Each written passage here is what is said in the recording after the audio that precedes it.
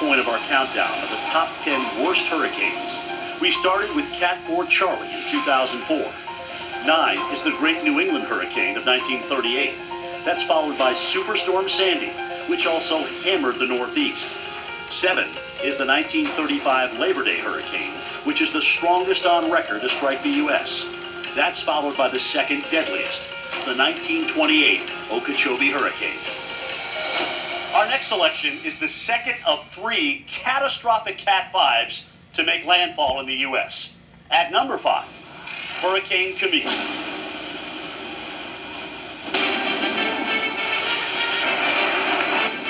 Winds up to 175 miles per hour. Tides nearly 25 feet above normal. A crushing combination for anyone living along the Mississippi coast when Camille made landfall on August 17, 1969. It's 10 o'clock in Biloxi now, and the eye of the storm is still over 2 hours away. The wind is so strong one can hardly stand up in it. The rain is torrential, streets are flooded, there is no power, everything is blood.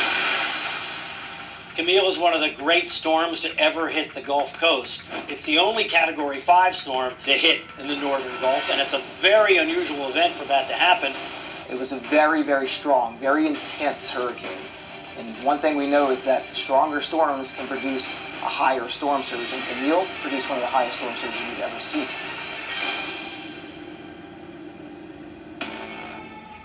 I thought it was the worst thing in the world that I had ever encountered until I met Katrina. Peak storm surge was up to 24 feet. Only Katrina had a higher surge in the U.S. I think this was another case that people just couldn't believe if you're in some pretty sturdy building on the other side of the highway from the Gulf of Mexico, that the Gulf could actually come up 20 feet or more and plow all the way inland and take your building away.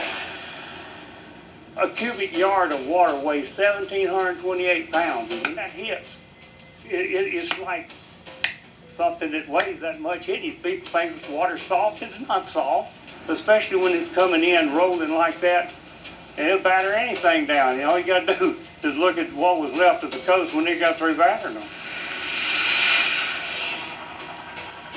Camille killed over 250 people and caused $1.4 billion in damage, which would translate to about $9 billion today.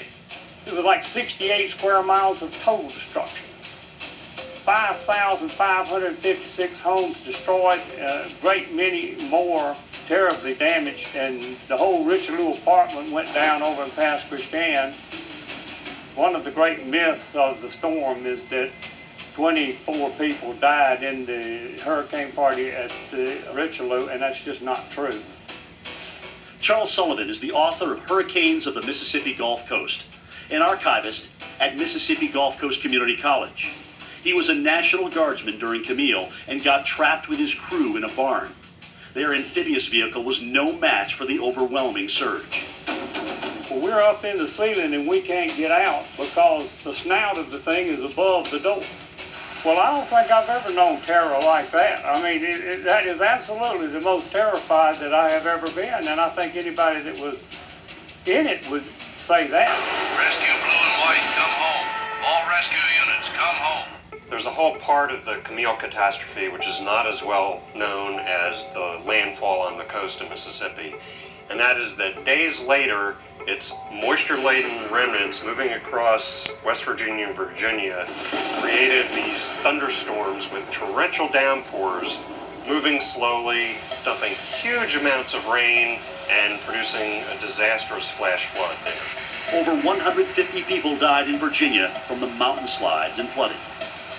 People in Virginia were surprised by Camille. Overnight, the circulation came out of Kentucky and moved to the east. They weren't expecting that. And then the moisture interacted with the mountains. It was like Mother Nature took a huge bucket of water and just dumped it on Nelson County there in the central part of Western Virginia. And my house was under 12 feet of water. And I've seen about all my family has had destruction of their homes. And I hope I never see nothing like this again. We continue our countdown with what was the costliest storm on record before Katrina, and it could have been much, much worse. At number 4, the most recent Cat 5 to hit hit our shores. Hurricane Andrew.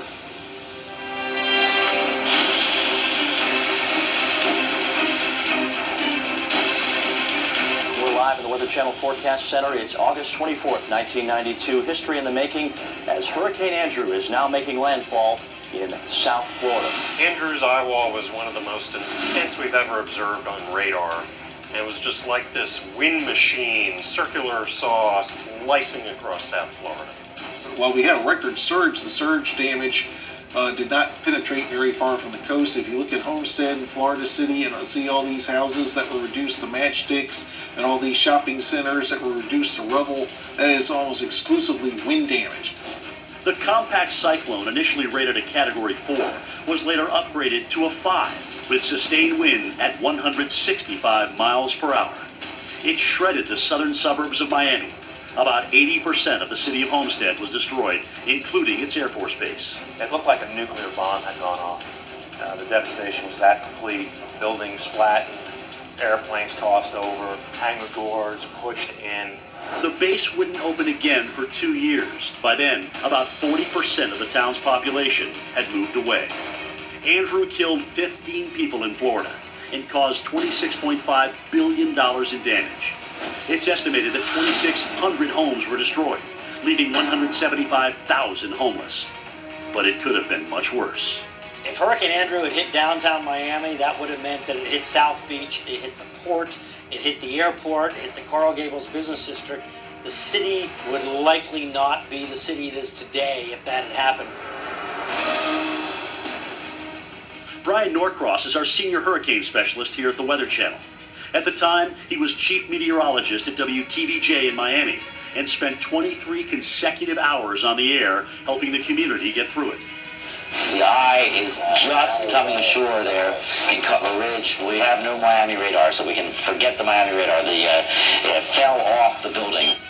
About 6 hours before the hurricane made landfall, it was clear to me that this was going to be essentially the worst case that we could face, and that we were going to have to think of what can people do as a final resort, just the maximum amount of protection that they can get inside their home. And so an idea came to me that they should get a mattress off the bed. Do not think that you are in any way safe if you have not hunkered down and got that mattress over you, friends. This is the time to do it. The other thing that happened, though, is I thought, wow, we're asking people to take action, and we're sitting here at the anchor desk, and we're kind of worried about our roof as well. So we made plans about an hour before landfall to move off the set into a storage area right off the studio. We can hear it clearly. I know you folks at home can't hear it, but clearly we can hear it outside. Let me see. I'm all wireless. I'll tell you what, maybe, Raphael, you could find a couple batteries. Here we are, Brian. We're all set. We're all set. I'll tell you what, this is the safest spot, without a doubt. I don't know how many people, hundreds, thousands of people told me after the fact that that's what triggered them to move, because they said, oh my God, if they're leaving where they are, I guess this really is serious. We better take action, and it turned out to be one of the best things I ever did. Brian's voice of reason during Hurricane Andrew no doubt saved lives, and his expertise continues to save lives today. But there's still 3 more in our countdown, including the deadliest natural disaster in U.S. history. And this wall of debris was filled with pieces of houses, furniture, pianos, pots, pans, cats, dogs, and people. And the costliest hurricane to strike our shores. Which hurricane will be the worst of all time?